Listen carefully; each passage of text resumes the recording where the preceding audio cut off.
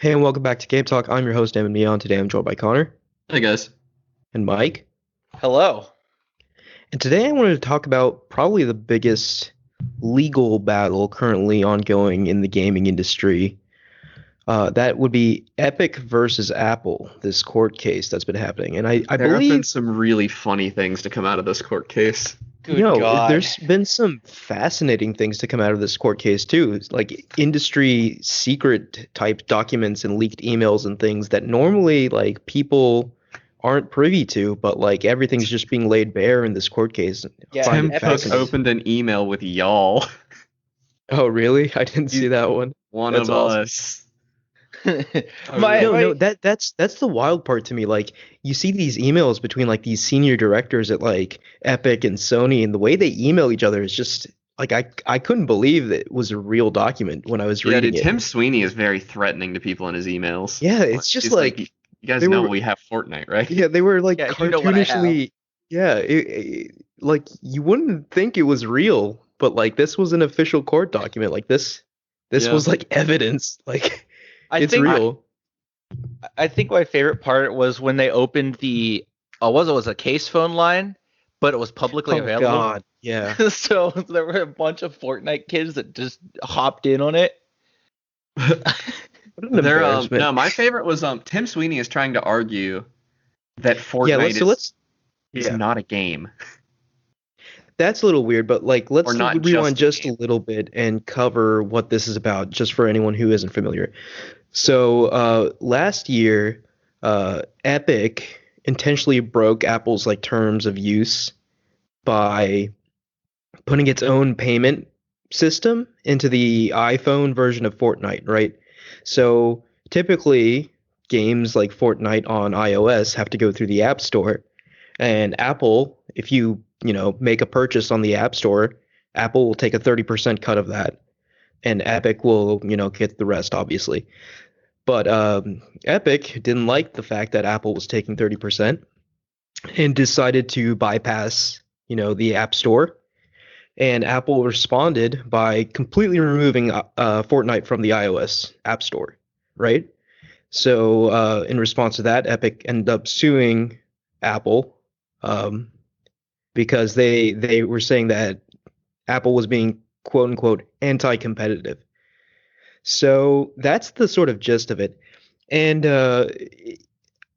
yeah, I mean, like, where do you guys stand on this? Because I feel like if you're gonna be using, I honestly feel like if you're going to be using Apple's platform, like, you pay them some sort of fee, right? Like, it's See, I the same. disagree. And I the do problem disagree. the problem is that the only way to get a game. So Apple has already made money on the hardware for the iPhone. They've already made money on software for the iPhone, and now they're trying to make money for a storefront that is your only option if you own an iPhone. You have no other options to buy from. Yeah, And I'll that's- see. So I'm I'll see Team a- Epic in this case. Yeah, I'm Team Epic as well because I'll see a lot of like the big Apple fans, you know who they are, that are like, "Oh, Apple's not a closed platform. It can't be a closed platform." But Apple's totally a closed platform. Yeah, The only way, there's no argument that Apple is not a It's closed platform. really not. The only way you can get an app on an Apple phone is through the App Store. Android, you at least have three. Yeah, four Android options. you can download an APK. Yeah. Yeah, you can sideload. Windows, you don't have to launch something through the Windows Store. You can launch it through Steam, Epic. So the Origin. interesting precedent for this is the Nintendo Switch is a closed platform. The PS4 is a closed platform. Right. The Xbox One is a closed platform, more or less, although certainly less so Less than so. the others. Less so Yeah. than it used to be. So I'm super interested. I Yes. would love for the end result of this for there to be a precedent against closed platforms. Like if the Yeah. end result of this case is that I can put emulators on my PS4 without hacking it, Yeah, so that's like, incredible. yeah, I mean, I honestly believe that's never gonna happen. Like, I really think Epic has no chance in winning this case, to be perfectly frank. I agree. Well, And yeah, I agree I that saw they an have no interesting chance of winning, point but I brought think they're up. morally in the right. Yeah, I think Epic will keep fighting this fight. This is just one battle in the war that is against closed platforms. Like even a defeat here, Epic has See, Epic I- prints money.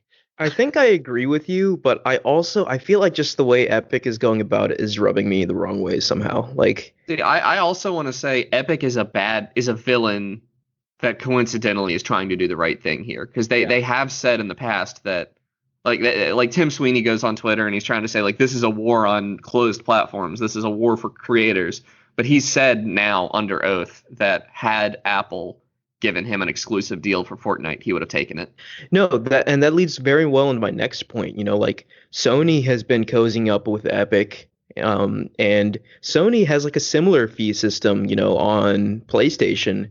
And at one of the Apple representatives' arguments was like, why aren't you kicking up a fuss against PlayStation when it's essentially the same practice?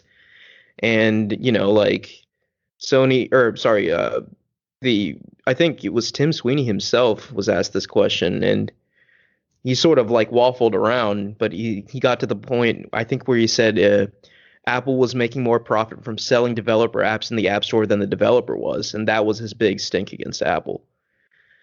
But Is that right? I- Apple takes a 30% cut, right? Like Yeah. that's standard. That's like saying, I mean, Steam doesn't make more money off my game than I do. yeah, I don't really understand why he said that. No, there is an But argument that's to what be he made. said. So I'm just going to take a hard stance right here and say that unless circumstances change significantly, I will never support an Apple product again, because in order to make, I mean, let's be real. Did you ever support an Apple product in the past? yes, for Spectrum released on Mac. Oh, okay. That's what I mean. It is no longer possible. I was able to use some shenanigans to get around it, but you now have to buy into Apple's development program. You have to buy a MacBook or a Mac, whatever, iMac, whatever you want to use. I don't like any of them, but you have to own their hardware, you have to own their software, and you also have to pay developer fees if you want to make anything that will run on a Mac or an iPhone. And that there's no other device that's like that. Speaking of Apple, yeah, they've really been making, even for the computer line, they've been making steps of basically making their own hardware so they make as much profit from each thing they sell as possible.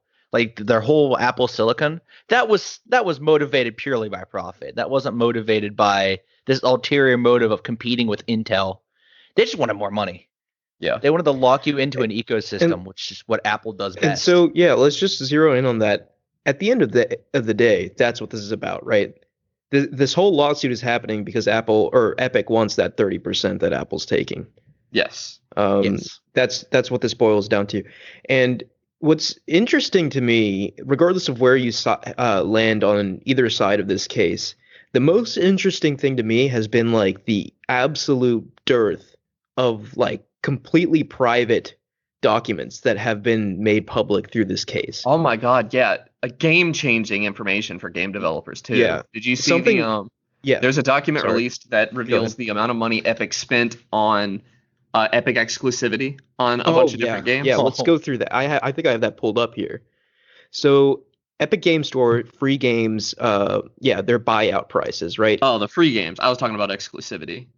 Okay, yeah, I'm sure that's But yeah, also no, the free games are documented. extremely interesting too, because you can look at that document and you can see like clearly like they didn't know what this was worth necessarily, because a lot of these developers, like some of the bigger games, sold out for way less. Yeah, so like I'm looking at the top of this document. Subnautica was bought out for 1.4 million. Oh wow, And- that's a lot. Yeah. And Super Meat Boy was bought out for 50,000. Look Well, at that. Super Meat Boy was a 10-year-old game. That's true. Yeah. I imagine Super Meat Boy sales were like nearing zero. So that was just $50,000. That's really interesting. For Honor, which is like a pretty big budget Ubisoft game, was bought out for $63,000. Yeah. See, some of these Yeah. way smaller amounts than you would think. Like, So here's the thing, though. Like, typically, like this information is private between, like, let's say, yeah, Annapurna and Epic, for example. Now that for everyone gets to Subnautica? see what everyone else is making, and this Yeah. is sure to kick up a stink. yeah. Well, I don't think it's gonna kick up a stink. That's business. They knew. Well, it's now negotiations will be much different going forward. Yeah, no, the free games are gonna slow to a trickle, I'd say at this point. I don't think we're gonna be now that those numbers are public, because Did you see like the how effective the new game program was though? Like it was actually fairly cheap for Epic considering the number of users they got. They were spending something like $1.50 or $2.50 or something per new user at the end of the day. Yeah, it's Epic. Now, a lot of the only 20% of those or something went on to actually buy other games. But I mean, but even that, but that's if huge, if they can you know? raise that number a little bit and every one of them buys a $60 game, they've made their money back. Like, Yeah, Epic's been putting a lot of money into being a Steam competitor. It's ridiculous. And Fortnite I'll just say, prints yeah. them money, but their strategy's working because like yeah, if I didn't already have Epic installed on my computer, that would have been a significant barrier between me and Hitman 3 on launch day. But I do have Epic installed on my computer because of the free games. And so it was kind of like, yeah, everybody's got their complaints against the Epic Game Store, but I don't care. I've already got it installed. I want to buy Hitman 3 right now. So Yeah. the strategy works, at least, on me personally. Yeah, and just to bring up a couple other things, like I think the biggest exclusivity payout, like you were talking about, Connor, was Borderlands 3, right? Those numbers were exaggerated grossly by the if you saw the same post I did. So what was the They number you were seeing? guaranteed sales up to a certain amount, which they didn't actually hand money over. They handed over I think $20,000 in marketing, and then guaranteed a certain number of sales. So which means that if Borderlands 3 had not met those sales expectations, Epic would have paid up. Borderlands 3 minimum guarantee was 80 million, I believe. yeah. Yeah, and it reached that. Yeah, and so the total value of the Borderlands 3 exclusivity deal was 115 million, which is just Maybe it was That's a 20 lot. million in marketing. The numbers don't matter. These companies are Yeah. huge. yeah, 15 million it in was marketing. 15 million marketing. Yeah, we're looking at Yeah, the same. yeah. I remember reading that the actual payout, like what Epic actually had to cough up, was only $20 million for Borderlands 3 exclusivity. It Yeah, would have been like- more had the game sold poorly, but it did not. Yeah, it's Borderlands. It wasn't going to sell poorly. It wasn't a good game. No, it was a terrible game, but that's I unrelated. wouldn't advise people to play it. I actually play it if you like Borderlands, but God, you're going to have a rough time. It's a bad game. Bad story. But yeah, I don't know. I mean, I think it was crazy how low some of these numbers were, like for the mean, exclusivity for the. Yeah, I mean, you get big games like Borderlands 3, we're talking like 9 figures for that. Whereas, But I also like think, like, I don't know, I think the number of people that wouldn't buy a game just because it was on Epic Game Store is really small. So like, yeah, people don't care. I'm a big developer. If you guarantee me basically any number of sales, why wouldn't I take that? Like, that's flop insurance. Like, Yeah. I don't think Epic would have to sweeten the deal too much. Plus, the cut is better on Epic Game Store in general. So it's a better deal to begin with. I personally, as a developer, would rather release a game on Epic Game Store than on Steam right now. The cut's just better. It's a better deal all around. Yeah, I mean, Epic is gunning for Steam's spot, and it's kind of like a similar situation in some ways to Sony and Microsoft right now. Microsoft's hungry and they're making all of the aggressive moves to make up ground. Yeah. I mean, this isn't. We've done this talk before. This isn't what today's about. But Epic is making all the wrong moves, in my opinion. The free games and stuff. Yeah, I'll absolutely take them, and I'm super happy they're doing them. But the things that would make me switch over to Epic are good mod support, a community page. Because the reason I like Steam so much is that it gives you that console experience on PC of like seeing what your friends are doing, being able to jump into a game with multiplayer seamlessly. And Epic really doesn't have that. The Epic client is still pretty terrible overall. So Wait, does Epic have a shopping cart yet? I have no idea. That's I'm kind about of to weird check. if they don't. It's a terrible app. It's not very good. I don't think I've ever used. I mean, I've used like the launcher. Is that the same as the store? Yeah, I think so. The Yeah. Epic Games launcher. Yeah, Okay. it just has a library and a store. But just quickly circling back to Borderlands 3, like, Oh, it doesn't have a cart yet. Why doesn't it that's have a pretty cart? silly. You need But- if you have a store, have a cart. It's so much less painful. So I'm looking at the chart of like their daily revenue over time, right? And their new users over time. And for both of those things, there's a big spike when Borderlands 3 launches. So I guess that exclusivity buyout worked, you know? Yeah. So but yeah, no, I there's another chart, another leaked document here. Not leaked, I should say. This is a court document. Yeah. But looking at other Another revealed document. yeah, upcoming games Epic is looking to snatch up for exclusivity. There's possibly like Saints Row 5 and like Oh my Dead God, they're Island making that? 2. I mean, why Why wouldn't wouldn't they? they? Those games Yeah. sell well enough, you know. I didn't think Saints Row 4 did that well. Saints Row 4 was a classic, honestly. Oh yeah, I loved it, but I didn't think it sold well. Anyway. I remember, just quick tangent, Saints Row 3 playing that all the time in high school. That was Oh yeah, super- that's the best Saints Row game in my it was opinion. so silly. Far and away the best. Yeah. Another document, sort of, I guess, revealed, if that's the word we're going for. In the first 2 years it was out, Fortnite made over $9 billion in revenue. As I said, it prints money. That's bananas. That's like more than what. Okay, so let's try and put this into a little bit of context here. That's more than what Microsoft paid for Bethesda. That's more than what Disney paid for Star Wars. That's Yeah, it's almost weird that Epic hasn't done a major studio buyout like that. I don't know. I feel like really they're- don't need to. they're They just- reinvesting all of it Yeah, back that's into not- Fortnite and Like- having it. Yeah, Then They're I mean, just- Epic has so like I called Epic a villain doing the right thing right now, but Epic is in that position a lot of the time. Villain's maybe not the right word. They're like they're a they're a they're like force an of nature anti-hero. because they have a really good indie fund, and they really put a lot of money into they're investing a ton of money into indies that use Unreal Engine, and like Yeah, and Tim Sweeney's been fighting against closed platforms for over a decade now. and they're giving, like, if you're an indie developer and you use Unreal Engine, you're in a really good position if you release on Epic Game Store, because you don't have to pay. All you pay is 12%, I think. You don't have Yeah, to you pay. pay Yeah, the store fee. yeah, you don't have to pay anything to use Unreal. If you release your game on Epic Game Store, you pay nothing to use the Unreal Engine. It's super Which is a good convenient to be engine. a dev. Yeah, the Unreal Engine's probably top notch. Yeah, the only reason I don't use Unreal is because I find it more confusing than Unity. Like, I just haven't learned it. Yeah, like Unreal Unreal right now is a gold standard in AAA. Yeah. Like a lot of games use it.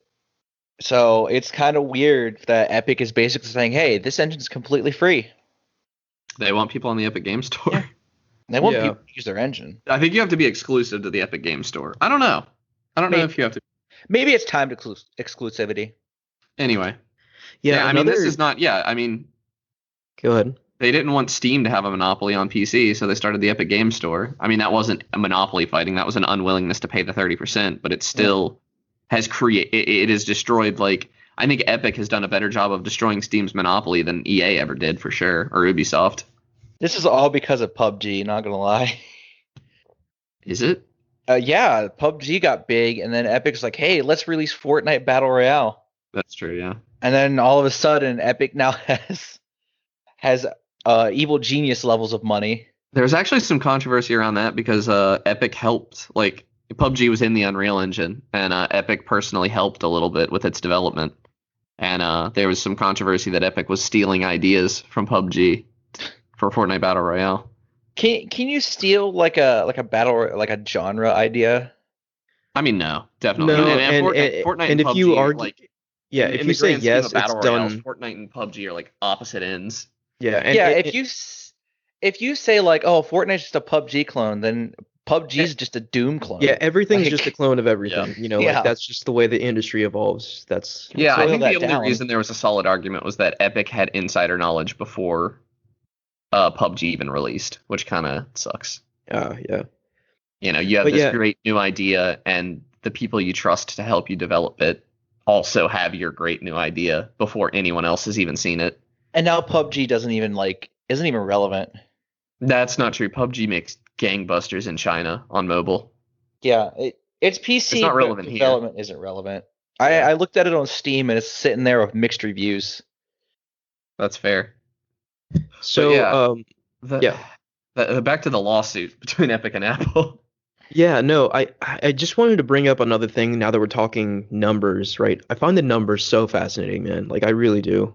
So this executive summary was released detailing profit and revenue for basically all of the big companies in 2019, which I believe is the year. Is that the year the suit was filed? Maybe? I don't know. I can't remember. I don't But think it was anyway, 2020 because free Fortnite would have been memed to death in the year of sitting alone yeah. in your house. So, okay. So I'm just going to read these bullet points verbatim and then we can discuss each one. Publishers capture the majority of total industry profit, 66%. Platforms in closed ecosystems/networks, e.g., console, mobile, and browser, generated 39 to 46% of segment profits, while platforms in open ecosystems, i.e., PC client, generated only 5% of segment profit. So this isn't too surprising to me. Obviously, we know console and mobile are huge right now in terms of where the money is in the gaming industry. This next bullet point kind of upsets me, but the facts are the facts. Free to play remains the industry's primary business model. 70% of total revenue in gaming is free to play revenue. It Yeah. is the largest driver of profit as well, 74% of total, and has the healthiest profit margins, 32%. So free to play isn't going anywhere. I It's think we knew that. yeah, but it just now that we have like actual hard numbers, like over 70% Yeah, of it the money stinks. isn't free to play. That's pretty insane. Considering just pause for a minute and think how much money is in the gaming industry, right? Like gaming industry, at least in terms of money, is bigger than films and TV.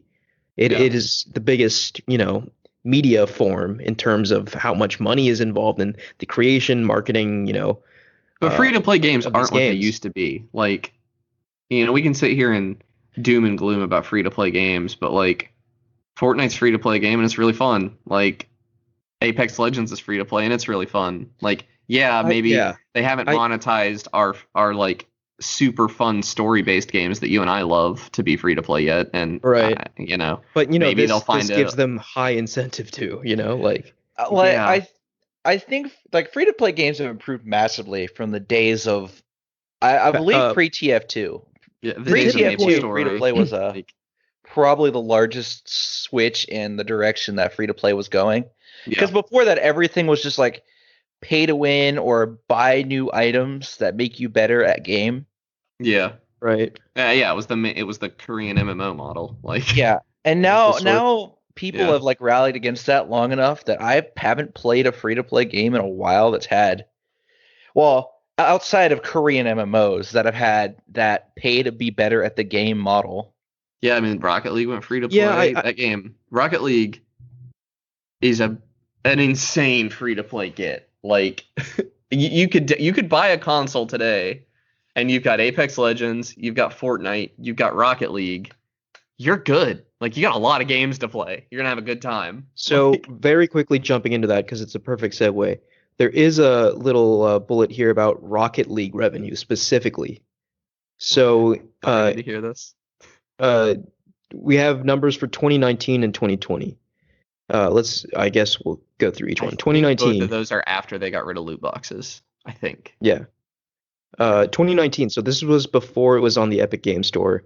PS4, and this is in millions, 37.1 million. Steam, 27.7 million. Switch, 6.3 million.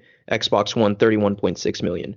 In 2020, this is ridiculous. Like I'm struggling to come up with an explanation. Maybe you guys can help me. PS4, 63.3 million. 30 Steam 37.3 million, Switch 10.5 million, Xbox One 49.1 million, Is that Epic all Games Store free to play, 5 million. or is the 2020 when it went free to play? I I I think it went free to did play it in go 2020. in 2020, yeah. Over the summer, and yeah, I mean that was a huge influx of players, and like Yeah. when people get a free to play game, they don't mind paying for skins. So like See 2019, I that imagine the whole sales were mentality like blows my mind. I maybe I'm just weird. I think I am just weird because like I really very rarely buy like cosmetic items in okay. So video so here's games. how I'm gonna lay out to you. I don't do this very often, but here's my rule: if I'm playing a game and it's free to play, And I'll typically, I hate that I do this because I think of games as art, but I do assign a monetary value to them. If I think that this is a $20 game, like if I think that if I had paid $20 for this game, I would still be happy, I will let myself spend that much in microtransactions in it. So Apex Legends that's a feels like a decent $60. Huh? Yeah. Yeah. I said that's a pretty Apex decent system. Yeah. Apex plays like a $60 game. So It like does. if I had spent $60 on cosmetic, I've not spent a dime on Apex, and I've played like over 100 hours. I've but- paid a good bit on Apex, but then again, I like cosmetics. If I did pay money in Apex, I would not feel bad about it because I've gotten so much enjoyment out of that game, and I think those developers deserve like it's almost, I think of it almost like tips, except I get something out of it. You know? Yeah.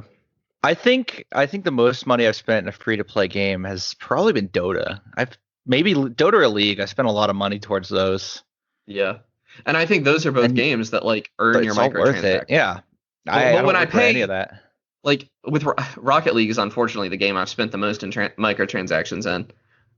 Actually, that's not true. It's Mabinogi, but I'm not going to get into my Korean MMO days. We're not going to talk about it. Yeah, Those are the that's dark us. days for Those are the literally dark everyone. eras. But yeah, Rocket League, I liked the loot crate system. It really got into my head. I would get all those crates. I really wanted the cool skins. I probably spent $20 or $30 total on cosmetics in that game. And had that game been free to play at the time, I wouldn't feel bad about that. But because I had already paid $20 for the game, I don't feel great about it. Yeah. Also, and I hate this more than anything, I bought that game twice. I bought it on Switch, and now it's free to play on all platforms. Oh, I bought it on Steam and I bought it on Switch, and I'm so mad about it. Yeah. I've done that a couple times. So cumulatively, I spent like $70 on Rocket League, which for the number of hours I have in it, not that bad. Not that bad, but I still, it would sting. The whole thing would sting a little less had that game been free to play from the get go. I think we got Yeah. some cool stuff when it went free to play. The people who had actually bought it, So but it I, always feels bad. I guess here's my question. Like we've seen through the numbers over and over again now that free to play makes more money than not free to play, right? So why do so many games, even to this day, launch as like fully priced releases and then go free to play? I guess in a bid to get more players. Wouldn't they presumably just get more players from the get go if they were free to play from the I don't beginning? think so, because when you go free to play, you're basically giving yourself an entire second launch. Yeah. Because there's a group of gamers who were never going to play your game when it cost Yeah, money, that's fair. who are suddenly interested now that it's free to play.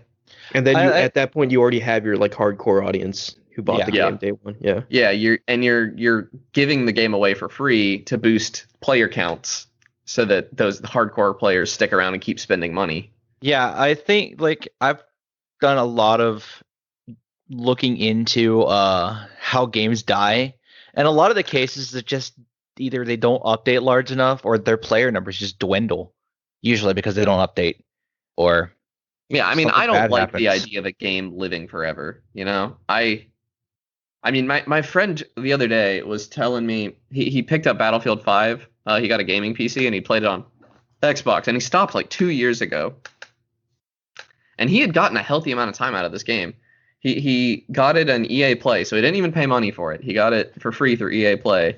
And he opens it up and he's like, "What? They only added 4 guns to this game over 2 years?" I'm like, "Man, the game's dead." Like, yeah, because it was a disaster. yeah, but also like, I don't think that's if I picked up Battlefield 4 right now, I would be expecting it to be the exact same game it was when I put it down 4 years ago. Like, Yeah, that is I just not think- the I case think anymore in 2021. spoiled. They got spoiled. A lot of Battlefield fans did. I did when Battlefield 4 released content up until the launch of Battlefield 1, just constantly throwing out new content for free. but I Like don't after want- its first yeah, 4 like, DLCs, they're like, "Hey, here's a new map for free." I don't you even like these want that a existing lot of maps? the time. Now they're dark. Like a game, I don't know. Sometimes you just want a sequel. Like, I don't want you to waste development time on this game I've already played. But I think for Battlefield, a lot of people felt a lot of attachment to that era of Battlefield 4 and Battlefield 3 Yeah, 4 in because they were particular. both solid games. 4 is like four Yeah. at the time, and it still is one of the best shooters on PC. Yeah, 4 I feels will- good. 4 just feels good. I will go back and play 4 in a heartbeat. Mm-hmm. 'Cause it's I'll the- play it's I'll that- play the Battlefield 3 maps in Battlefield 4. I think 3 Yeah. had better maps. If we're laying it all out right now. 4 had some good maps too. But like now you have games like Anthem that died in a year? If that, yeah. If I mean, that, like, they it didn't Anthem was like died 3 immediately, months. dude. yeah, they Anthem didn't died declare time of instantly. death for a year, but it Like died immediately. Marvel's Avengers is pretty much dead. Oh It yeah. was dead on See, the right. that's- Bloodborne was not Bloodborne, Battleborn. I was gonna say what? Yeah, Bloodborne's not dead. Battleborn died in Yeah, record time. Battleborn was dead in Marvel's months. Avengers in particular is fascinating to me because like the Avengers property is like one of the biggest things in the world right now, and it just goes to show if the game isn't good, it doesn't like the IP alone can't carry something, which is Yeah. The fascinating. game has to be pretty bad though, right? Like Yeah. that game could have been mediocre and people would have still eaten it up. But It like, was bad. It was bad. really bad. like I've heard the story was good, but then after the story, it's just looter shooter grind. Which Like they could have done a lazy cash in and done better than what they did. I feel like they actually tried to do something pretty ambitious, and it was just bad all around. this all goes back to Gearbox again. Oh, Randy Pitchford bringing the looter shooters to the forefront, and then all of a sudden, everyone wants to be a looter shooter. Yeah, so there Is are Destiny 2 free to play now? Yes. yes. Okay. I know I got it for free several times before it went free to play. But I think every expansion is like a It's like 20 fan bucks, purchase, yeah. like Right. a $20 fan purchase. Yeah. Which isn't. Each- I think that's each- totally fine, personally. Yeah, each season pass, and it also has like cosmetics and stuff. I thought Destiny 1 would be the Destiny to last forever, but now they announced a sequel. That's because that's what Bungie told you it would be, and they lied. They definitely Well, lied. to be fair, Bungie just wanted to keep it Destiny. Activision was like, no, make sequels. Yeah. So now they're stuck It's almost with as if Destiny Activision 2. is the worst company in gaming. I think yeah, they are. I think the best thing to happen to Bungie was for them to say, go away, Activision, and just go independent. Because Yeah, you I can even agree. see it in Destiny 2. It's gotten apparently a lot better than when it launched. Just Yeah. a quick point on the whole Bungie Activision thing. It's actually quite rare that, the Bungie held the IP for that. So I was reading another sort of industry leak that, when Bungie was looking for a publisher when they separated from Microsoft, they were approached by several people, like including Microsoft again for Destiny. So they were contemplating making Destiny a PlayStation exclusive or an Xbox exclusive. But the reason those talks fell apart is because both Sony and Microsoft wanted ownership of the IP. Activision allowed them to keep ownership of the IP. So that essentially gave Bungie like an out, right? So like when they wanted to be on their own, they got to keep Destiny. Yeah. So- I guess broke away it and was kept a their baby. wise move in the long run, I suppose, going with Yeah. Activision as opposed to some of the other options. But if Yeah, Bungie I- had stayed with Activision, they'd be working on Call of Duty right now. yeah. Now Bungie. Well, okay, so maybe Actually, not Bungie, Bungie because Destiny does make a lot of money. And So- Bungie has star power. Like, even at the time that Destiny was launched, everyone was rolling off the Halo high. And so Bungie was like a big name. And they still are.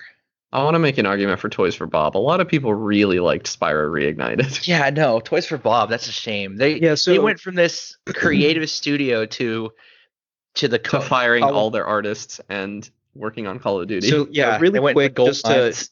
to catch everyone up, we're kind of pivoting to the news now that news came out that basically Activision is making all of their studios work on Call of Duty, even the people who made the freaking Crash Bandicoot like remake and like the Spyro remake. No, So- Toys for Bob made Crash 4 and the Spyro remake. They did not make the Crash remake. Yeah. Oh, And okay. they yeah. it's a shame because it was a good studio. Yeah, they were Now one of the they're- best studios in 3D platforming. They are incredible. Now they're never going to see their children again. Look at what is it? Raven Software? Well, Raven yeah, Software's been in the Call of Duty mines for it's not even that. I mean, they fired everybody. Like all the artists got laid off. All the creative leads left. They left the company because they didn't want to work on Call of Duty. So like Toys for Bob in any way that matters does not exist anymore. Yeah. See, that's So- interesting. I didn't know that they left the company. I figured that they were having Toys for Bob and all the other companies work on Call of Duty because this year's Call of Duty in particular is in bad shape and it's not going to be in a stable state for launch. But you telling me that everyone left means that this might be a more permanent reassignment, which kind of sucks. Yeah.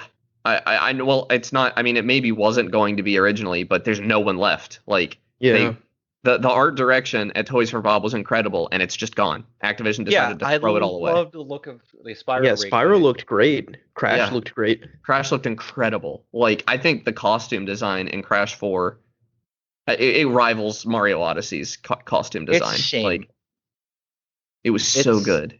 It's a shame to see a studio as like up and coming as Toys for Bob just get reduced to being another COD support studio. Of course, I Like didn't Raven buy, Software.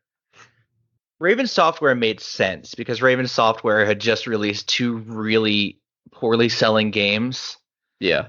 and had laid off most of their development team. So Activision just kind of threw them into the Call of Duty meat No, I mean, grinder. I know a lot of casual gamers that were so excited about the Spyro remakes and the Crash 4 and like played those Yeah, I games to mean, death. And then like Nostalgia's big, dude. I thought she was gonna cry when I told her that studio got dismantled. yeah, It's got gutted. Yeah. Yeah. I mean, I'm sure there's a lot. Not to dunk on anybody who didn't leave Toys for Bob. Like, I'm sure there's a lot of talented engineers and stuff left. But that alone is not a Spyro game or a Crash game. Like, they had a team. Toys for Bob assisted with the Nintendo Switch port of the Insane trilogy. Oh, I didn't know that. Okay. Yeah. So It was they, Vicarious Visions who did it, who's now a Blizzard support studio. Ooh. Yeah, So- and it sucks especially because like the 3D platformer doesn't really have a lot of strong champions aside from Nintendo, right? Like, No, and it It's- looked like that was changing. yeah, For And a, then we got and, couple and this years is there. definitely a huge blow to that movement. Yeah.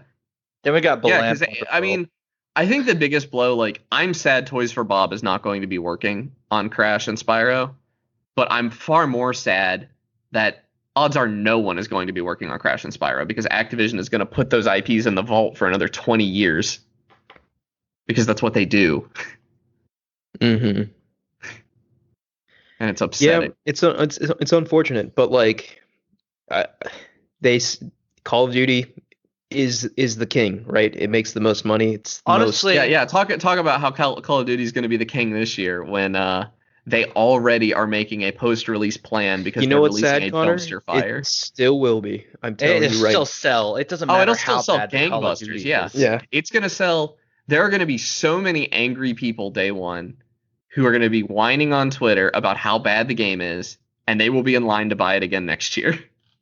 It's Well, if anything could sort of loosen Call of Duty's hold on the industry, you'd think it'd be this year, right? Like, I don't think Call of Duty has ever launched in like horrible shape before, right? Like, and that's no, it's typically a that's what fairly they're- well polished game. That's what they're making this out to be. Like, they've already got like a recovery roadmap in place before they've even revealed the game. Like, that's Yeah. so they're expecting this to be pretty bad. So if ever there was a time for a shift in the industry, maybe this year. plus there's a new Battlefield coming this year that might be a return to form after the disaster that was 5. See, yeah, I don't know. Like, everyone always says like this will be the year Battlefield kills Call of Duty, but it never happens. So Titanfall 3. I mean, I kind of hope it happens, Titanfall 3. but yeah, I don't think we're getting another Titanfall is never Titanfall. coming back. You'll see. I think I don't it think that's- respawns. You'll see I think Titans in Apex Legends. No. They have a plan for Titanfall 3, but I don't believe it's in development right now. I mean, I think honestly the fate that Activision gives to studios is way worse than the fate that EA does to studios. Yeah. Yeah, Like, because EA at least lets. They're both pretty bad. EA just puts them out of their misery. Activision EA like, will keep tortures like them. milking them dry and then close them down when they stop producing good games. Activision just takes the studios, sucks the lifeblood out of them, and then throws them into the mines. into the Yeah, Call but- of Duty machine. Yeah. EA doesn't let the IP die though. At least they're still releasing Fable games. They're still releasing Wait, Mass EA Effect isn't people. EA isn't Fable, right? they're not Fable? No, I that's thought they bought Fable. No, Microsoft. Microsoft. Oh well. EA is still releasing Dragon Age. Yeah, they're still trying releasing to keep the Command and Conquer IP up, which is Yeah, and they're releasing a Mass Effect Okay. collection at least. Oh, either. God, I'm ready for that. I'm ready to dude. buy I'm in on that day one. I'm so excited for buying that. it now. and I'm glad you guys are gonna enjoy it. I'll pre-order it. Dude, no, I will too. I love I- Mass Effect. Yeah, I But- don't even care. It's a good game. It's 3 good games. Yeah. So, really quick, there are a couple more bullet points on that executive summary I wanted to get to, just because I find them fascinating. Tencent is the largest company in the industry, generating an estimated $19.4 billion in revenue and $6.3 billion in profit. This is That's not in 20, surprising. that's in 2019. So Tencent owns like Riot Games and League of Legends, right? So that sort of helps explain this absurd figure, but it's still just stupid, right? And Also, then they're like the only skin in the game in China. yeah, Tencent owns, I think, like a good 30% of the gaming industry right now. it's just I- wild. Or that, has like, their hand in the pie of about 30%. Tencent could literally make a completely industry-changing move tomorrow if they felt like it. You know, like I think Steam goes through Tencent in China too. Yeah, everything in China has to go through a Chinese company. So I think Tencent does it. Maybe Yeah. I think Perfect World also does some things. so. Just really quickly. So, like I said, 6.38 billion in profit, right? And then it goes on to list 9 other companies' profits in 2019, and it goes in descending order. So, surprisingly, or maybe unsurprisingly, Apple is at the top at 5.2 billion, and this is for, I think, video game software and services. Sony is next with 4.1 billion. Google's next with 3.2 billion. NetEase, I don't even know what that is next with 2.4 billion. Nintendo with 2.38 billion. Microsoft is after that. Their numbers is redacted because I think Microsoft really cares about their PR, and if they're not at the top, they don't want their numbers listed. Activision Blizzard's Oh. 1.6 billion, EA 1.2 billion, and Epic 1.08 billion. So I know this is 2 years old now, so I guess that's sort of ancient history without quickly gaming Okay, I moves, figured out but what it's still a NetEase nice is. snapshot. It's still a nice snapshot into like where these companies were at in 2019. NetEase is one of the largest internet and video game companies in China and in Okay. the world. Yeah. They also own several pig farms, apparently. They But- host Blizzard Entertainment servers and games as well, I think. I'm looking at their list of licensing. So they licensed Minecraft over in China. They have Eve. They have Lord of the Rings game. So I'm just thinking here, this can't be just video game profits, because otherwise this would make no sense. Like, how is Google ahead of Nintendo and Microsoft, right? So this has to be like general software profits. I No, think. Google makes sense to be ahead of Yeah, them. They get a Google cut Play. of everything that happens on Google Play. Yeah. Oh wow, I totally forgot about Google Play. You're absolutely right. Yeah, I totally Yeah. forgot about that. Yeah. Yeah, obviously Google in my Stadia mind- doesn't make in my this head. I list. was just thinking Stadia. I was like, how do these Stadia numbers add up? doesn't make anything. I Yeah. don't expect Stadia to be a successful platform at all, especially now. Well, yeah, they didn't. Who left the company now? Like they're Everyone that matters. everyone that matters. Yeah. So yeah, I don't want to linger too long on these documents, but I just want to give a quick shout out to some other interesting things that were leaked. Walmart is making a cloud gaming service called Project Storm. Oh, that's dead on arrival. So That's not going to last. that's happening. Well, actually, that might last because Walmart is not like Google. They typically keep their stuff around. Like, doesn't Walmart still have like a cell phone network and stuff? Like, Do they? they I have do no stuff. idea. It's typically budget, but they do it and like it works and it sticks around. But I don't think it's gonna rock the world. Yeah, it's just so I feel like unless you're like Apple or someone like that, or Amazon, I feel like it's so hard to break into the gaming industry unless you have those kind of funds. Like, Walmart has those kind of funds. I mean, oh well, do they have like Apple level funds though? Like, I don't yeah, think man, they it's Walmart. do. Yeah, I mean, Walmart's huge, but not Apple huge. I think Walmart's Apple huge. Maybe I could be wrong. And I guess the final thing I wanted to shout out was just the weirdly threatening email that Epic sent to Sony. Did you guys see that? Yeah, It was like almost kind of like how a mob boss would talk. Like, I can't believe this was like a high level business interaction, you know? but they're right. Like Fortnite owns PlayStation right now. Like, I mean, I if guess, Fortnite but like, went off of PlayStation, there would be riots. like let me just read some of this. We love working with PlayStation. We want this to be a win-win. The longer this drags out, it will be less so. I can't think of a scenario where Epic doesn't get what we want. That possibility went out the door when Fortnite became the biggest game on PlayStation. And then he goes on to provide like a numbered list of the things they propose, like they want, and Yeah. then follows that up with, "Let's make this a huge win for us all. Epic's not changing its mind on this issue, so let's just agree on it now." That's I guess maybe that's just how business is done at that level. I have no idea, but I mean, I think when you're holding a handgun and the other person is empty-handed, yeah, that's how business goes. Because like, if Epic took Fortnite off of PS4 and they did their messaging right, like gamers would riot against Sony. That would be so bad for them. yeah. So yeah, Epic held every card there. You know, I'd probably talk like that too if I had all the power. Yeah, I guess. Yeah, that's just. It was just kind of surreal reading that, though. Like, Yeah, I mean, let's not waste our time. crazy. Yeah, Yeah, just directing to the point. But like, yeah, the Epic versus Apple case is interesting in itself. But what's far more interesting was like all the side stuff that came out about it. So I just kind of wanted to share that with you all and talk about I it. want to point out that Tim Sweeney was arguing with a judge about whether or not Fortnite was a video game, and his argument was that Fortnite was a virtual space because they hold concerts there. I mean, he has a He point. kind of has a point, but it's a No, video he game. doesn't, because you Like, know what he said? He said that it wasn't a game unless it had a win condition.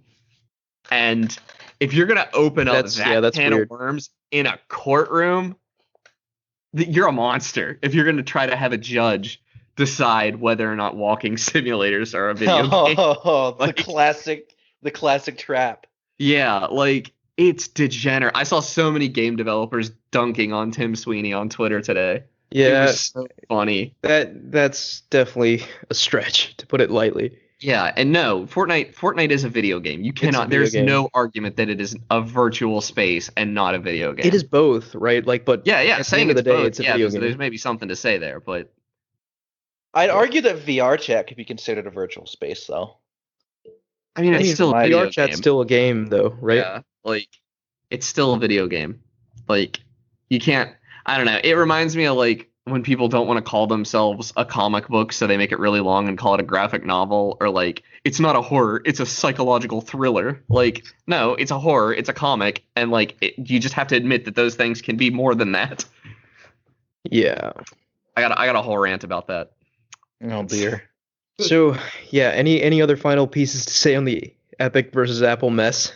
I think it's more accurate to call it a mess at this point. It's definitely a mess, and I don't know how this ends. Like, does Fortnite come back to Apple or come back to iPhone at the end of this? I'm kind of curious. So I think either at the end of the day, it has to come back, right? Like, even if Apple's taking 30% of it, that's still so much money that Epic's walking away from if they don't put it back on there, right? I will lose so much respect for him. Like, you know, they're making for lack of better terms, they're making some serious big dick plays right now. And if they come back with the tail between their legs and go back on the back on the App Store with the 30% cut, I will, you know, I'll be bullying Tim Sweeney on Twitter myself.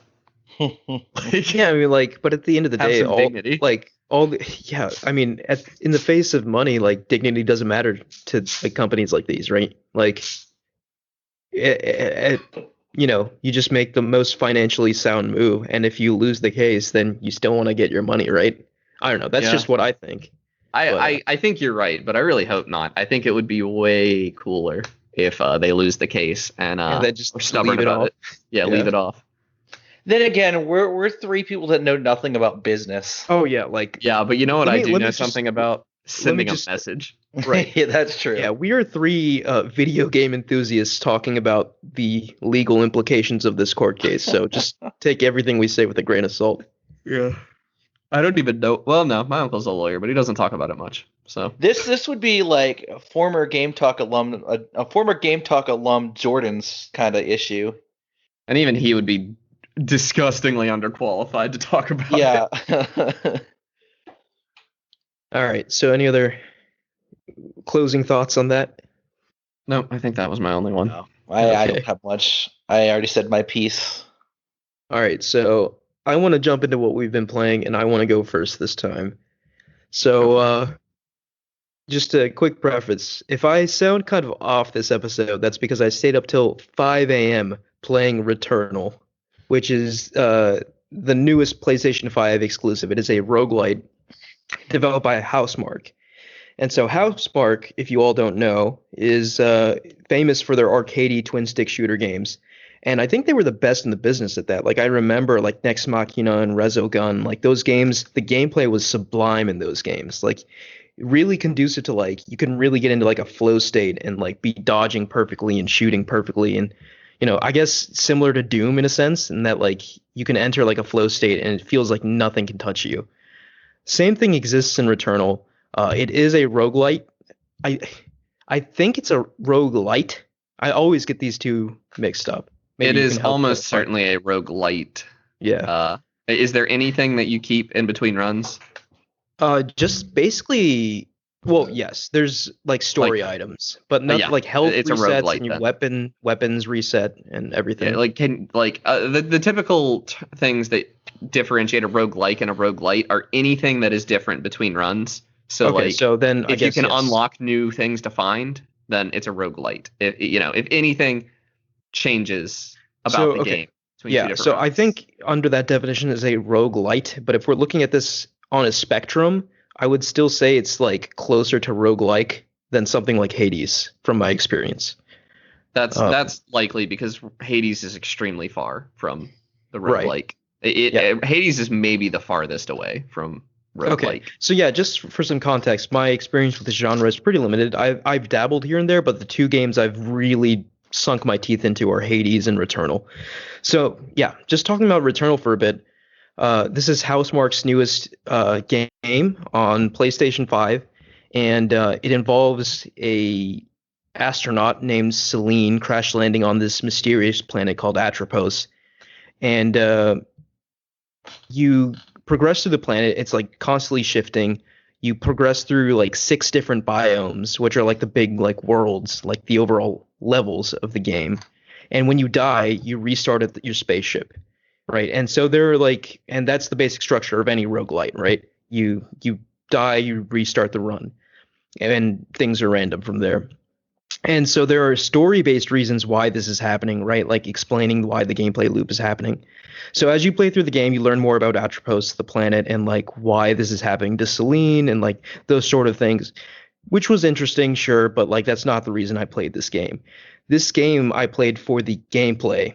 Uh, so in essence, like it is a third-person shooter bullet hell type game, and I think Housemarque did a really good job of translating their really kinetic and frenzied bullet hell twin stick shooter gameplay to this genre. It like very much feels like a Housemarque game, even though like it's a completely different style of playing. And much much like I mentioned earlier, like when you really get into this game, you can feel like yourself enter into like a flow state. You're dodging bullets left and right, finding the smallest gap to squeeze in between, and just freaking owning everything around you. It's awesome. And another thing I really like about this game is like it's really dark and depressing aesthetic, right?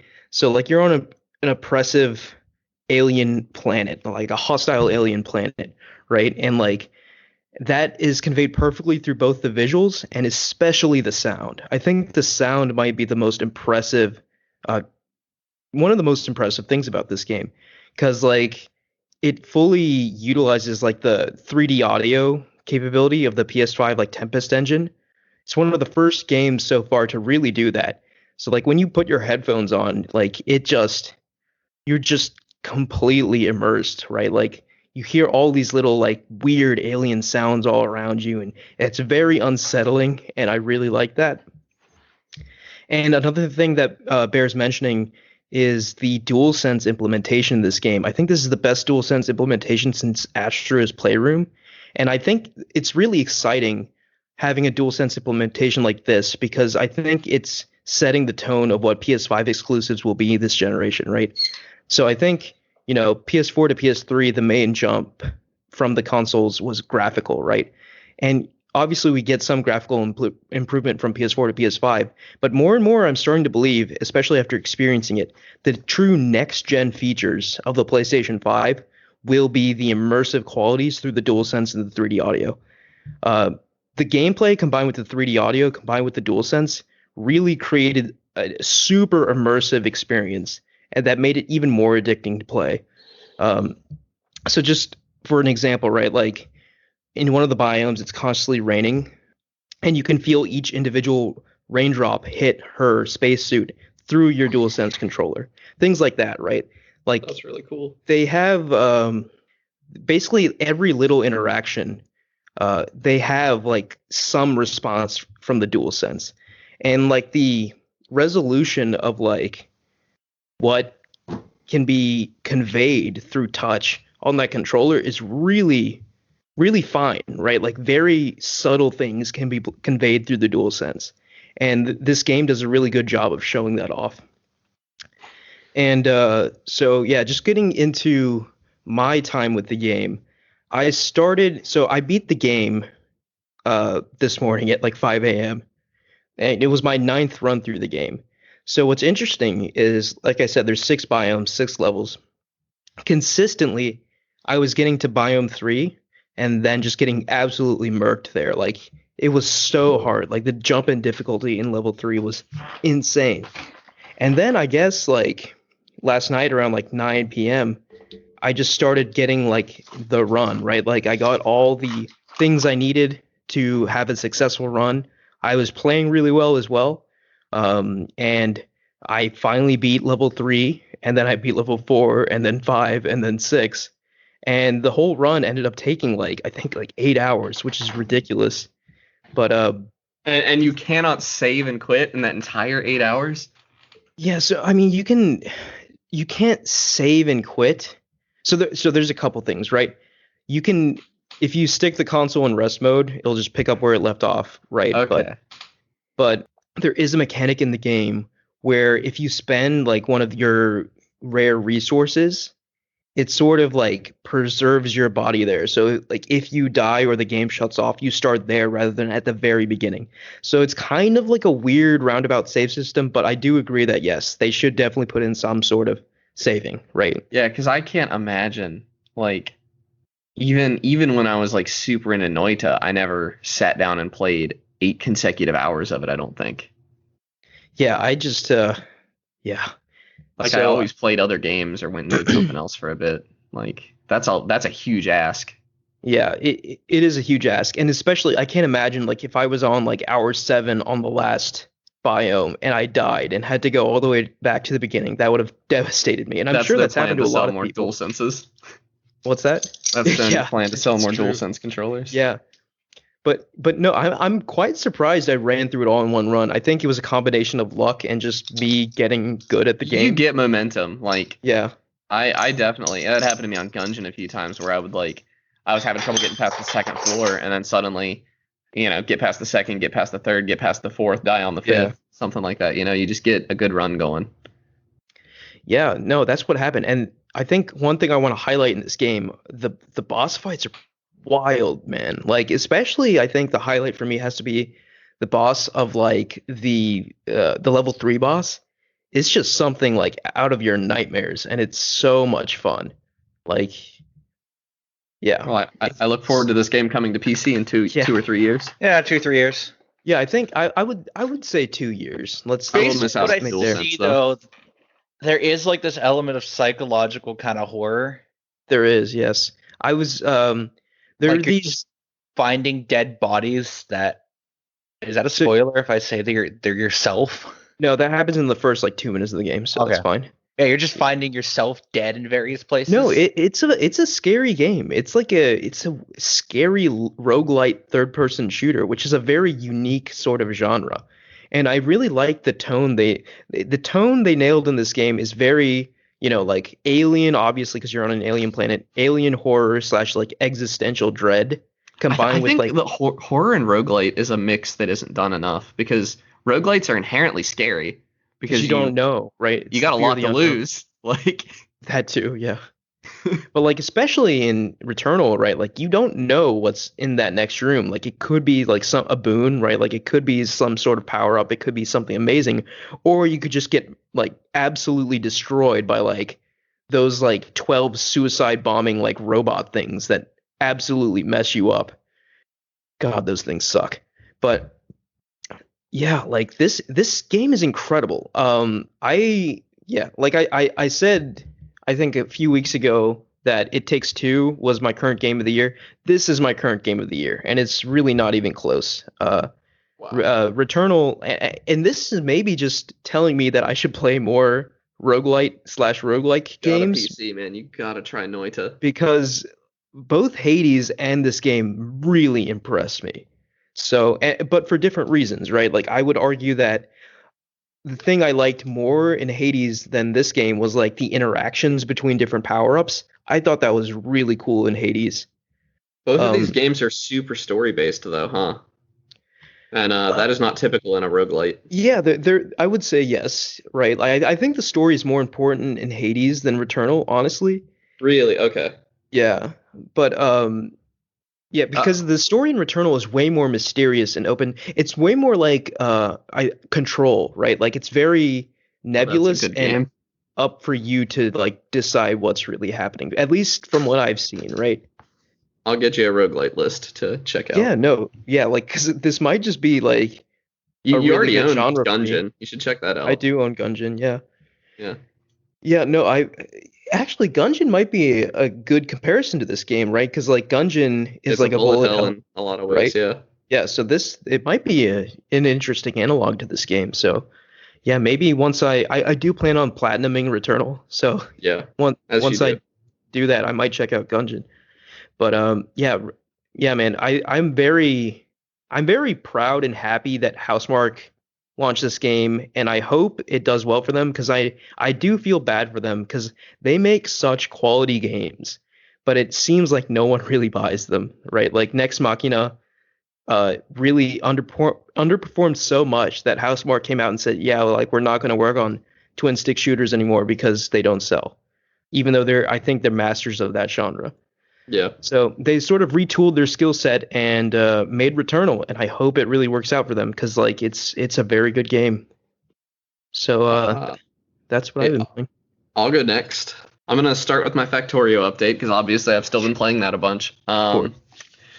We currently we haven't made any progress since last week, essentially, because we are at this awkward stage where it is equally difficult to set up a mining outpost on another planet or to try to expand our base on our current planet, and we kind of need to like untangle our resources. We're trying to switch to a train fed sort of paradigm where like we have trains unloading everything you need to make a product on site. You make that product and then it goes back on a train, and that train can go anywhere that product is needed. And kind of untangling our current functioning base that is like entirely conveyor belt and robot driven to try to create this train driven one is challenging. It has been a ton of work trying Dude, to I feel untangle like those. sometimes when you talk about Factorio, it sounds like you're talking about a second job.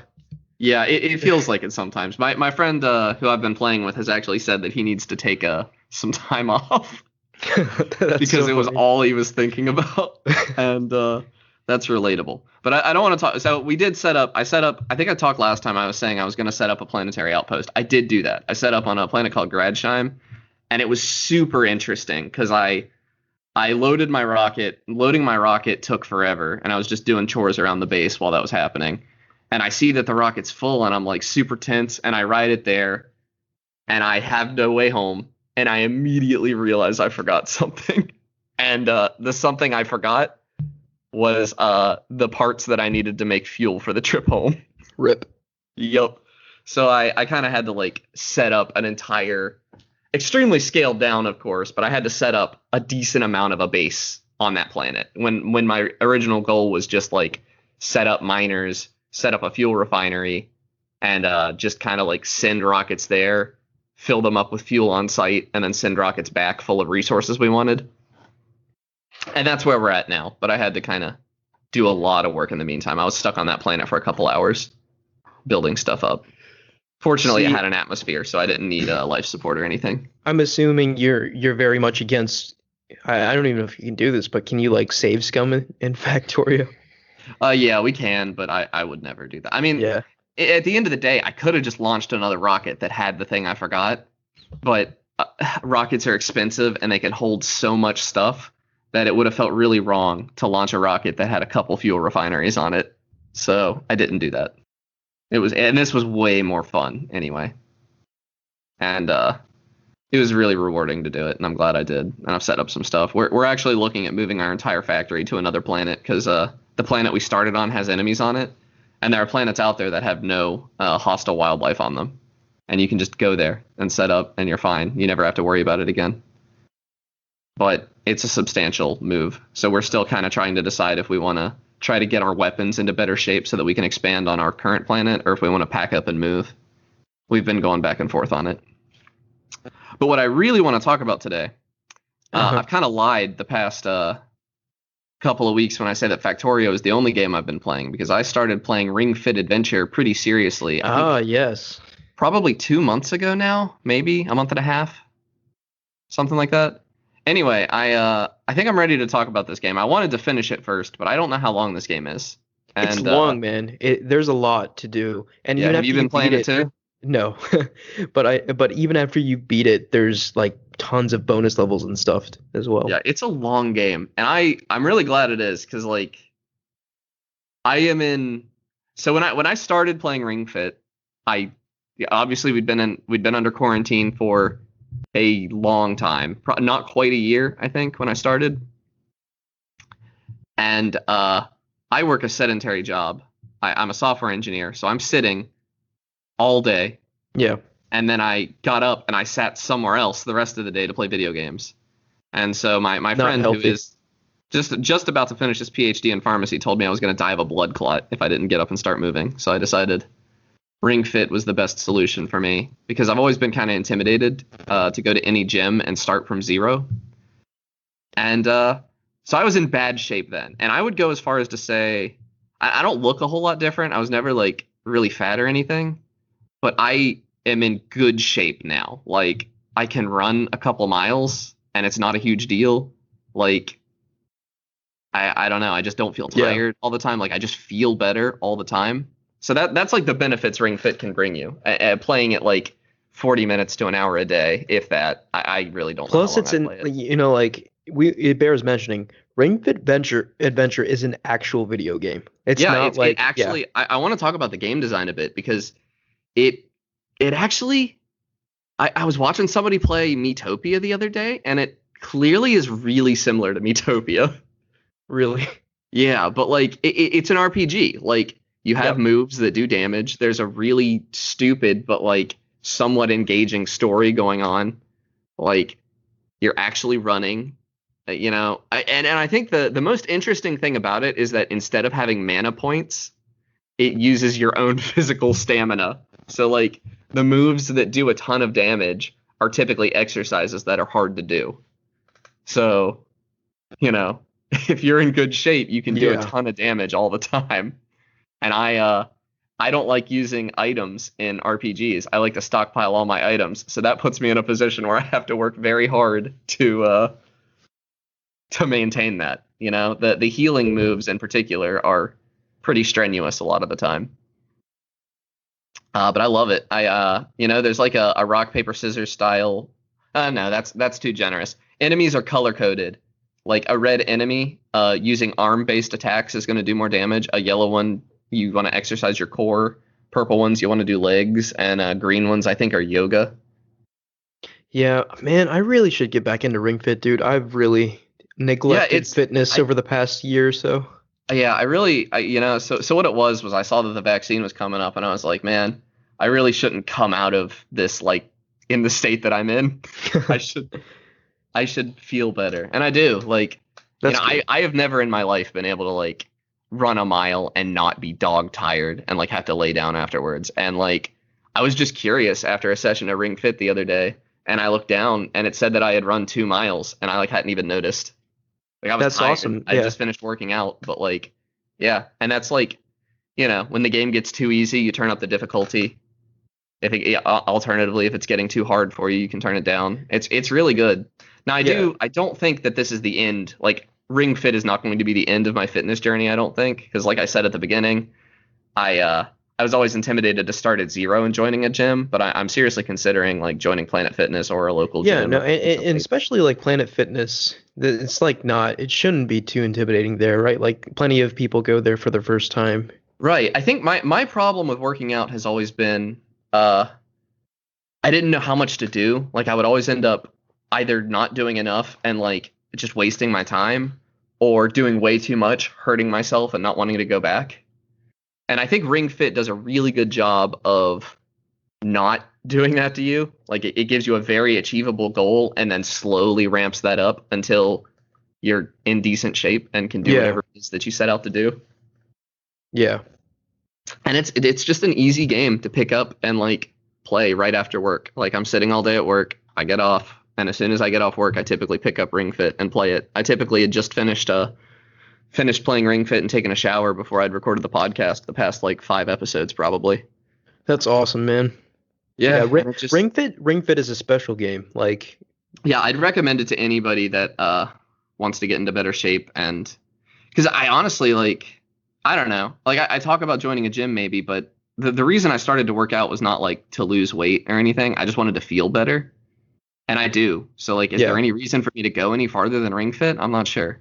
I mean, that's up to you. Like, I've heard people say that doing like, I don't want to say an actual workout because obviously Ring Fit has gotten me into better shape, but doing a traditional workout is much faster. Ring Fit takes up more time, but you also don't have to leave your house, so there's a lot to consider Yeah. there.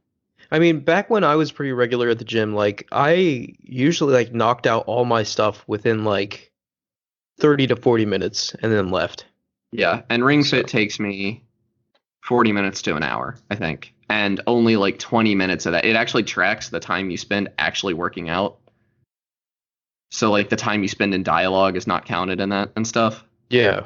And it's usually like only 20 to 30 minutes spent actually working out in that time. So, Yeah. and that's not the end of the world that because you should tracks. rest anyway. But Right. now things that I don't like about Ring Fit, some of the design is really weird. So I was talking about how I can run a lot farther now than I ever could in my life. There was an entire world in Ring Fit, like a collection of levels that took me about a week to get through because I only play a few a day, and boss fights are particularly strenuous. And this world was all boss fights, and on Oh, a boss man. fight, there's no running. So like I go this entire, I'm in pretty good shape. I've been running a lot. I go an entire week without doing it, and I'm like, well, man, this is like my sole workout. I feel like you probably should have put some running in there. Like, it just feels weird that suddenly went away. Because it did feel bad to get back to running the next week when I got back to normal levels. So, stuff like that happens. It's weird. It is also extremely demoralizing to lose a boss fight, which has happened to me a few times. Sometimes it's my fault. I like got too cocky and didn't use a healing item. Sometimes it's because the tracking went bad. There are a couple of times where squats in particular don't track very well for me, and like my butt was almost touching the floor, and it was saying that I wasn't squatting low enough. Yeah, I think squats worked for me just fine, but some of the other exercises, yeah, weren't tracking that well, especially It's like the yoga ones. You occasionally have to recalibrate it in the middle of a workout, and that is extremely frustrating to have to do. Squats in general just don't typically work real well for me, and maybe I'm just bad at squatting. But I know at Maybe. least once it's been the calibration because I got Yeah. better at it. And But yeah, I really hope that there's a Ring Fit too. I feel like there's a lot of things they could improve on and just sort of make it an even better game. I agree. I mean, just And yeah. I mean, honestly, it would keeping be like the workouts- definitive fitness Yeah. game for sure. a more open RPG style world. Like I don't mean literally an open world where you can like choose what direction you're running and stuff, but like a more fleshed out world would be really cool because a lot of the places Yeah. look exactly the same and stuff. But I don't know. I really don't have a whole lot to ask from a Ring Fit 2. I do have one tall ask from Nintendo at the end of this, and that is my most desired character in Super Smash Brothers Oh. now is Drago, the villain from Ring Fit, the muscular dragon in You a know, leotard. I mean, I honestly like I could see it. Like it's He's got a not moveset. too. He's far out there. extremely he's a villain, which is a huge plus for Smash Ultimate apparently. That's I- probably I- gonna come in Smash Supreme. I honestly think that Drago could be in this DLC pack. I don't think that that's an impossibility. Yeah, I mean, like Oh, we I already had have one other Wii view. Fit. I wish that the attacks had unique animations. Some of them, like they all do have a literal unique animation, as in like an animation plays on the screen telling you Right. what exercise you're doing. But every single arm attack is just like a fiery punch hitting the enemy. Yeah, No, And I like think- I there's definitely think- one exercise I have in my move set right now where you like lift your arms above you and you're like spinning them in a ring, and like the feedback between spinning in a ring and a punch happening, like they couldn't like do a little tornado or something. I don't know. No, I definitely think things like this are things that like are perfect to improve in a sequel, right? Like, Yeah. but I definitely think like for a first game for like a brand new concept, this really knocked it out of the park. Yeah, like, I mean, I There's honestly no like fitness game like this. as far as like what it sets out to do versus what it does. I mean, this is the closest to a 10 out of 10 recommendation if this is the kind of thing you want that I've Yeah. ever seen. Like, I'm not saying it's a perfect game. I'm saying that if this is something you want, I cannot recommend it any higher, I think.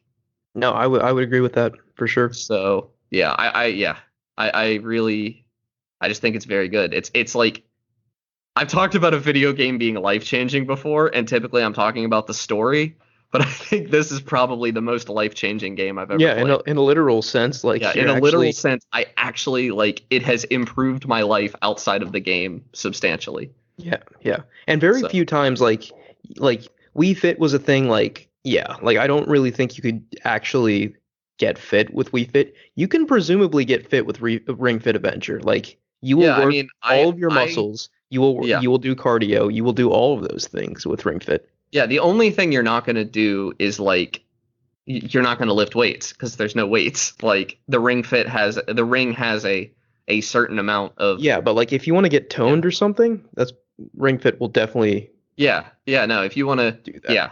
It's like I don't know a ton about working out, but I know it's like low weight, high reps to get toned, and it's like high weight, low reps to get big. Mhm. And ring fit can do toned. It cannot do big. Yeah. But I think that's fine. Like I am very happy with it. Couldn't be happier. Nice. All right. That's that. Now, speaking of fitness, I've integrated something into my workout now that I'm Beat actually Saber. exercising. Yeah, it's Beat Saber. Good Yeah, game. it's stressful. Especially What's your favorite since- song to play? I don't have one yet. I'm trying to do all the hard songs on Expert Plus though. My favorite So- is still Mr. Blue Sky. So I'm going through like the hard bass songs, and my goal now is to just get to the point where I can clear them all on the highest difficulty. I have never It's- played any of the bass songs, I don't think. I played one of them when I first got the game and immediately started modding it. I never played them. I like most of them. They're all cool. Yeah, the you harder like songs are yeah, like- you're fortunate that that's kind of your genre, right? Like Yeah. that's not really the case for me. Like half the big songs or the hard songs are all in one pack, and they're all like they're like Camilla songs that are like 200 beats per minute and Yep. panicked flailing, and I've been playing them on the highest difficulty level. You've been Panic playing flailing. Expert Plus? Yeah, Wow. it hurts. Yeah, but I love Expert it. Plus is hard. I think I cleared one of them, but I had to turn it on no fail and turn off the arrows because there was no way in the world I was clearing that with the arrows on Yeah. right now. Yeah, you'll get Yeah, there. man. I had a friend who was really into Beat Saber, and he downloaded a 2x speed mod because none of the hardest songs were hard enough for him. Jeez. Yeah, people go crazy on rhythm games. Dude, I gotta play Beat Saber. I still haven't played it. I think seen it's it. worth noting that that friend also runs marathons regularly. Yeah, Right. No, it's definitely It's a workout. building up my endurance, but I need to get set up my VR headset so it doesn't fog up when I start sweating. Yeah, That's I don't the know. one downside. That's It'll that's fog not up. really too avoidable, unfortunately, I don't think. Yeah. I've never had my VR headset fog up, I don't think, actually. The lens will just get like Yeah, I've had that Waste. happen. Maybe Lens will there's get- just better airflow on mine because the actual seal to my face is not very good on my headset. So Oh, I make sure that thing is like suctioned on there, man. yeah, you don't get that with a mixed reality headset. You just don't. Yeah. It's not possible. Well, the newer ones probably. I have a Gen 1 Lenovo Explorer. yeah, but Beat Saber's a lot of fun. It Like, is. I thought it would be like, oh, this looks easy, and then I get into it, and you Beats- almost start panicking. Beat Saber's a weirdly good like party game too. Like you pass the headset around. It's probably even better on the Quest than it is on Oh, it's other than on my mine. computer actually lagging sometimes during the harder songs. That probably doesn't feel good. It'll just micro stutter, and then I'll miss like 5 notes. Yeah, because it's hard and- to recover because it's a rhythm game. Yeah. Yeah, Might make you a bit nauseous. it doesn't make me. The frame stutters don't make me nauseous. I'm That's good. like 100% resistant to motion sickness at this point. I'm pretty sure because Yeah, I that one. played VR chat last night and my frame rate dropped a lot just because of the large amount of things. And I was in there for a good 3-4 hours. And I felt fine. Hmm. I get a little unsteady because it'll throw off my balance, but that's about it. Yeah. And I adjusted really easily to VR, which I kind of Yeah, expected. I wish I was like that. Unfortunately, I'm a big baby when it comes to VR. Like I get motion sick and dizzy pretty quickly. Yeah, it really is. You have to play more. Yeah, you just have to keep Unfortunately. playing it. Eventually, you'll adjust. You'll get your VR legs. Some people it takes forever, and me it took a couple hours. Yeah, it really is just different for everybody. It's all up to the people. Some people just put the headset on and then they can just go. Yeah, I have some friends like that other than you as well, and they're lucky because I'm not like that. Yeah. Yeah, Same. I was dumb, and normally you're supposed to start with like low intensity experiences. I was starting with like high intensity stuff right off the bat, which I guess motion worked sick out thinking for about me. it. Thinking about Like Phasmophobia. I have to lay down. Phasmophobia is just weird, but I like that. I like most of the VR games I have now, except for a couple That's garbage good. ones. But Beat Saber, It's a good game. Nice. great. Yeah, Beat Saber and Tetris Effect are two of my most next play. Really, I hated Tetris Effect. I didn't play it Really? in VR because it wasn't out on PC. Yeah, I found it really I hear hard. I hear Tetris Effect in VR is an experience. I found it very hard to parse. Like, Really? yeah, I was like looking at it and it didn't feel good on my eyes. Like, I Oh man. had trouble. Okay. It just wasn't very readable. So, Hmm. but I didn't play it in VR. I was playing it in 2D because it is Right. not available in VR on PC yet. Ah, yes. So I've also been playing Dyson Sphere Program a little bit more, and now I Nice. think I'm obligated to talk about it. Finally, Yeah, I think so. I like it because it feels a little less granular than Factorio. I just hated Factorio because it was so granular and complex. And I don't think you hated Factorio. Didn't you play a lot of it? no, Really? I never made it past like the first tech level. Oh, I didn't play a wow. lot of it. It was just too granular and complex. Like See- I'd look forward on like the wiki and I'd just get like Oh, well, there's your mistake. You never look forward. yeah, I'd look forward to Satisfactory. It's like, oh, this seems simple. That seems like a simple production line. See, when I look at vanilla Factorio now, like it looks so simple. Like I think I could do it with my eyes closed compared to space exploration. But yeah, Dyson Sphere program works pretty well because it's also not strictly 2D. You can build vertically, Right. And that's Or- huge. or at least kind of vertically. There's like you can't build some buildings vertically, but science buildings you can stack. And as they go higher, they take more resources, but they output like double or triple depending on how high you stack them. You can stack storage too, right? I was Yeah, you watching can stack somebody play it. storage. Yeah. So that's huge. It's kind of nifty. That and I just like it.